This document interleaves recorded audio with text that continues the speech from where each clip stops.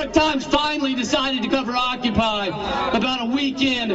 One of their first articles said, "Oh, Occupy Wall Street is wreaking havoc on area bathrooms." Another eventful week has greeted America on the Occupy front despite corporate media's efforts to portray the movement as dead in the water. The focus of the movement fell on the brutal police tactics and the infamous NDAA. This is what a police state looks like.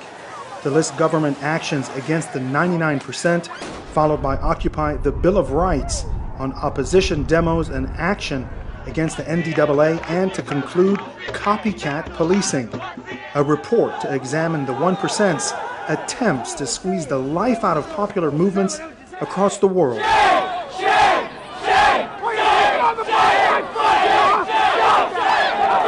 With our sprinkling of interviews from the week. Well, I've been involved in anti-war, anti-imperialist activities for the past decade with a group called St. Pete for Peace. Enjoy. December 17, 2010. Mohamed Bouazizi self-immolates in Tunisia. January 25, 2011. Asma Mahfouz inspires her countrymen to join her in Tahrir Square. U.S. media televises Arab Spring while leaders mouth slogans of democratic rights and liberty. Americans watch brutal despotic regimes, thinking it cannot happen here. Solidarity networks form. Planning begins for American Autumn. September 17, 2011, New York City. Occupy Wall Street sets up camp on date chosen to honor a young Tunisian sacrifice. Citizens exercise First Amendment rights of assembly and free speech, come together from all walks of life to shine light on economic and social injustice caused by corporate banking and military-industrialist control. General assemblies meet, mic check, looking for solutions to poverty, homelessness, unemployment, war. American media distort or don't report, and each party's politicians ignore. Comes a fateful day in September. NYPD corrals young women behind orange mesh. A white shirt drenches them with pepper spray. Shock and outrage galvanizes thousands to join OWS. Occupy encampments spring up in solidarity across the country and the planet. The whole world is watching. American leaders, federal, state and local, controlled by the 1%, declare war on the 99%. October. Protesters illegally kettled on the Brooklyn Bridge. Mass arrests. The people united will never be defeated.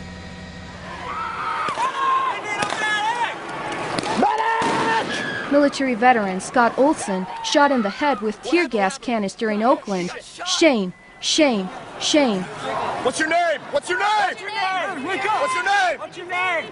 Shit. Medic! November. Women in Seattle, one pregnant, one 84 years old, doused with pepper spray. Who do you serve? Who do you protect? UC Davis students, arms linked in peace, hosed with pepper spray. Whose university? Our university. Don't shoot students! Don't shoot students! December. LA protesters arrested and forced to kneel cuffed on concrete for hours. Shame on you. January. Occupy continues. Arrests continue. Almost 6,000 documented arrests in 100 U.S. cities within 4 months. In the most serious action, police attacked protesters in Oakland on January 28th. Over 300 were arrested under made-up felony charges. Scenes of violent crackdown and flagrant abuse now play out in American streets almost every week, uncovered by corporate media, unaddressed by politicians, yet the news is broadcast despite them. Thomas Jefferson said, "When the people fear their government, there is tyranny. When the government fears the people, there is liberty." American spirit is not broken, and the distortions of the 1% will not stand. Winter organizing will erupt this spring. We are the 99%. We are patriots. Expect us.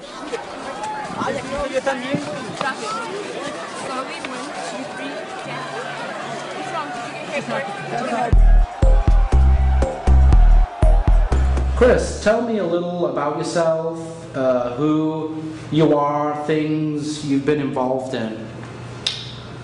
Well, I've been involved in anti-war, anti-imperialist activities for the past decade with a group called St. Pete for Peace, and we've been involved in taking care of homeless people and trying to help secure the rights of fellow Americans. And so you're a peace activist, basically. Peace activists, but we try to broaden it out. We believe that the American empire is a stain on the rest of the world. And so we're not just fighting for peace, we're fighting for justice for people in the United States, but as well as people around the world. Okay. What made you put OccupyArrest.com together, and when did you put this together?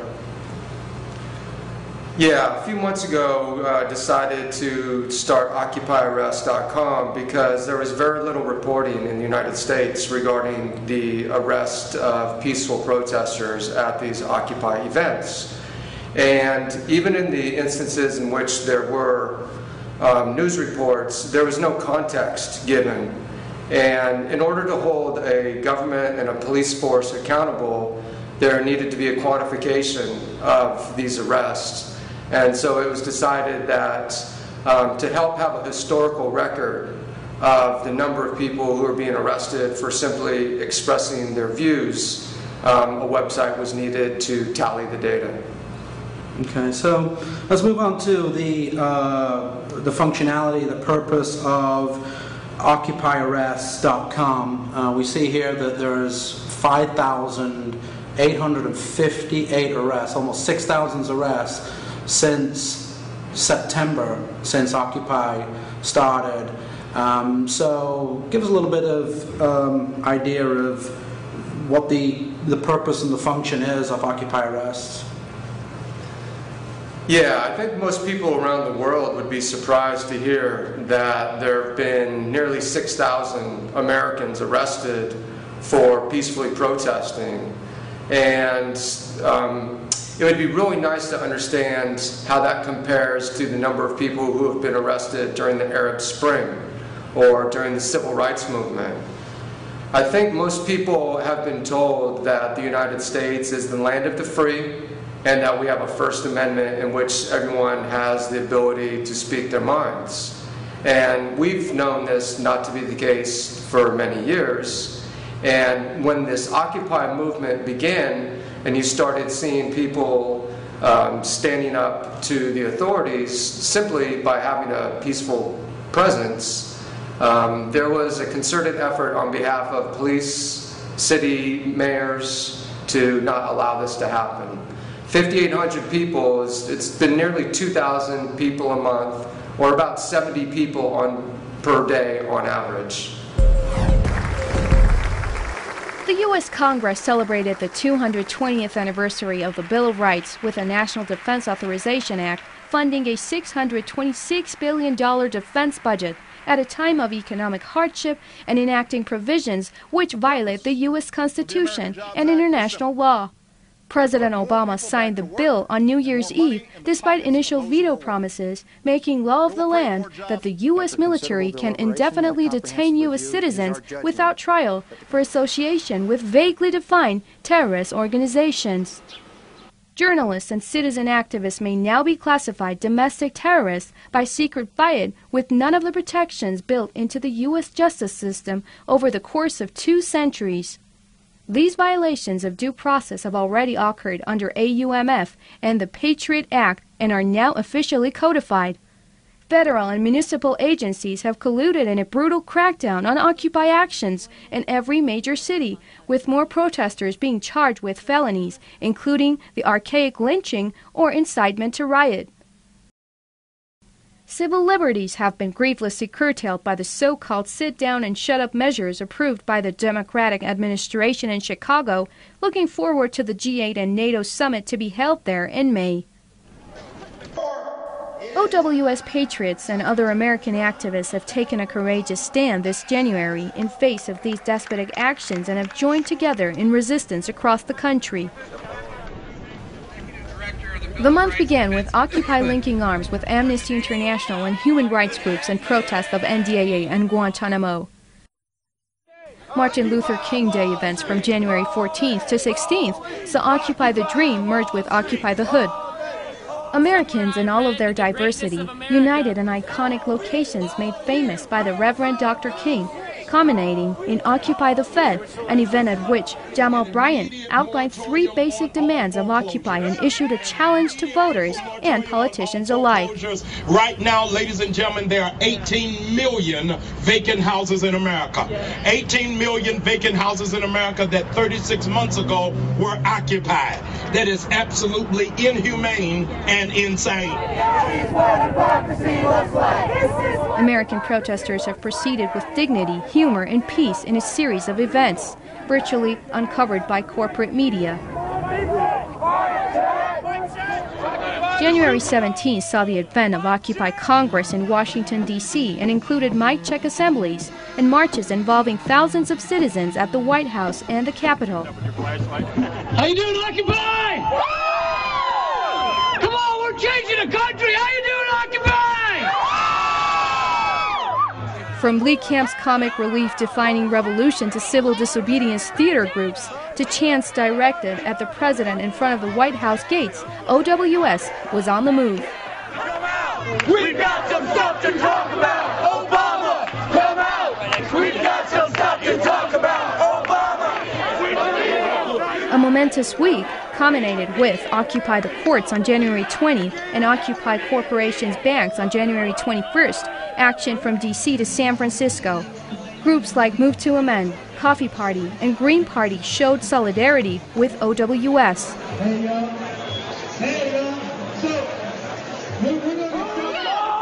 Protesters faced lines of police on the steps of the Supreme Court of the United States, tearing down barricades and mic-checking chants of freedom and humor. January sizzled, despite some claims OWS would fizzle. The American spring is on its way. Corporations are our creations. It is we, the people, who comprise this nation. Don't forget. I think people are understanding that it's really one and the same, that in order to be involved in politics in the United States, you have to have financial backing, and the more financial backing you have, the more likely it is that you win an election.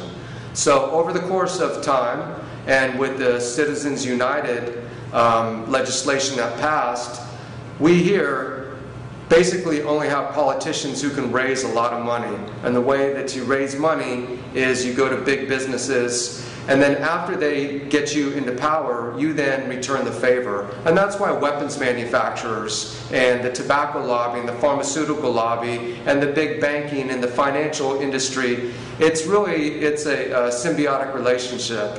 And they go hand in hand, and at this point, it's they pet each other's back. And I think most people who didn't understand that before the Occupy movement are getting a much better understanding of it now. Do you see the Occupy movement gathering momentum? Do you think that with a website such as OccupyArrest.com and all these different Occupy websites and bloggers and people taking video of this, do you think that people are becoming more and more aware? Do you think that there's just not enough people? Do you think that we still have the blinders on? There's too many people still have the blinders on? Or, like I say, do you see that the Occupy movement is gathering momentum? I don't know that it's gathering momentum right now, but I don't know that that's a bad thing. I think if the Occupy movement from this day forward did not do anything else, it would be one of the biggest successes of American modern history, at least. We get a little too caught up in there has to be a victory at the end of the road, and I feel with the Occupy movement, the victory has already occurred.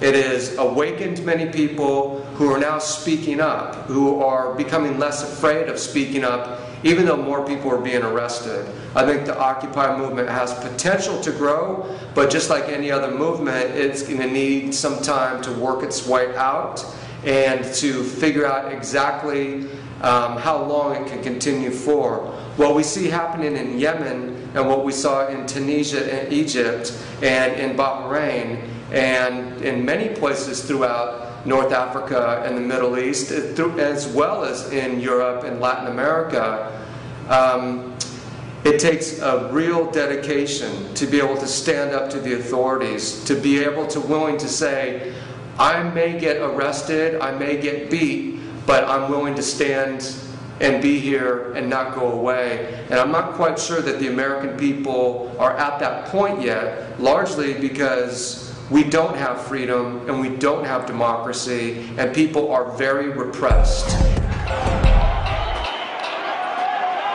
Many of you might have noticed that policing against popular movements across the world appears familiar in tactics and tenacity. Similar principles are applied to demonstrators from Egypt to Bahrain and the U.S. This is no coincidence because the powers that be and their lackeys pull their so-called policing experiences. For instance, from the 1980s onwards in Bahrain, the Al Khalifa ruling family employed Colonel Ian Henderson, a British police officer whose reputation for cruelty against dissidents in Africa preceded him. The pattern of the 1%'s response to popular movements in Africa and the Middle East, all the way to the US and Britain, has been the same. First is the baton charges, beatings, and intimidation of protesters to discourage their taking part in demos for their rights. Then comes the use of pepper spray, tear gas, and arbitrary detentions. The nauseous tactics resort to physical harassment via unknown third parties. Many protesters are purposely thrown into jail with hardened criminals and are repeatedly assaulted or even molested while in detention on little more than civil disobedience charges.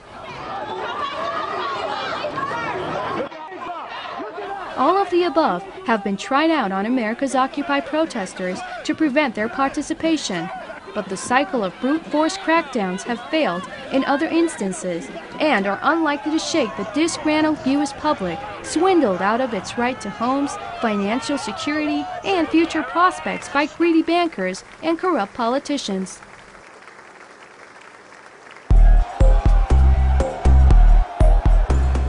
So, do you think that basically here in the United States, rather than it be real freedom, true freedom, that basically it's freedom by permission? At best, it's freedom by permission. It's freedom by conditioning. We've been told ever since we have been here that you are the freest country in the world, yet anybody who travels knows differently. And the facade that is American democracy has been exposed for a while now. I don't even think we have freedom by permission, because most people probably don't know, but most public parks, we're not allowed to go in after 11 p.m. In any public space, we cannot speak our mind. We don't have the right to do that. And now what we're finding, well, for a long time what we found is even in public space, you're not allowed to speak freely. You're only allowed to say things that the establishment wants to hear. And if they think that you're saying something that threatens them, they will say that you're a nuisance, or you're disturbing the peace, or you're acting in a disobedient fashion. And when you go to an airport in the United States, you're told to be on the lookout for suspicious behavior. They really tell you that over the loudspeaker. Be on the lookout for suspicious behavior. They've created a culture where everyone is fearful of other people and has to answer to the government. So it's not even by permission. Many people basically are willing to give up their freedom because the government has tricked them into being afraid. What is the most dangerous arrest, the most, violent arrest that you've seen, and has this actually logged on your OccupyArrest.com website? Yeah, well, it's tough to choose one because the police have been heavy-handed throughout. I think probably the one that sticks out, there's probably two, that stick out in most people's minds. And that was the Iraq war veteran in Oakland, California, who got hit by a tear gas canister and was in critical condition in a hospital, and it was very brutal. I think the second incident that people remember the most that was very brutal were students at UC Davis who were peacefully sitting, and police came up and pepper sprayed them directly in their face. And that is something that is unfortunate that happened, but those people should understand that by them being in that circumstance, that they gave strength and power to everybody else. Because we will not sit back and watch our fellow citizens get pepper sprayed and hit in the face with tear gas canisters and not say anything about it.